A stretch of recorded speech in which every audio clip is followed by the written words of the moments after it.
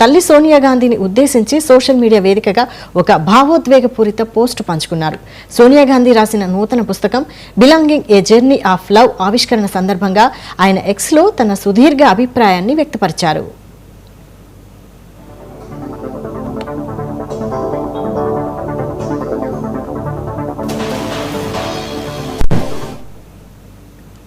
మాజీ ప్రధాని రాజీవ్ గాంధీ జయంతిని పురస్కరించుకుని రాహుల్ స్పందిస్తూ తమ తల్లిదండ్రులను కలిసి చూసి 35 ఏళ్లకు పైగా అయిందని గుర్తు చేసుకున్నారు.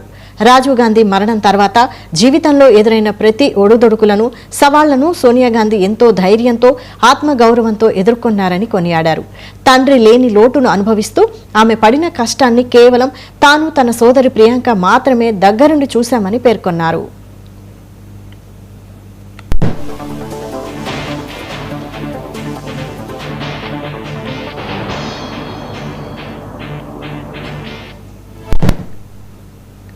సాధారణంగా అత్యంత వ్యక్తిగత విషయాలను బయటకు చెప్పడానికి ఇష్టపడని సోనియా గాంధీ ఈ పుస్తకం ద్వారా తన జీవిత ప్రయాణాన్ని ప్రపంచంతో పంచుకోవడం విశేషమని తెలిపారు.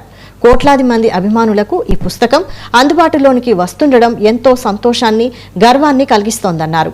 ఈ పవిత్రమైన రోజున ఆకాశం నుంచి నాన్న నవ్వుతూ తన ప్రియమైన సోనియాను చూసి ఎంతో గర్వపడుతుంటారని రాహుల్ గాంధీ ఆ సందేశంలో ఎమోషనల్గా రాసుకొచ్చారు.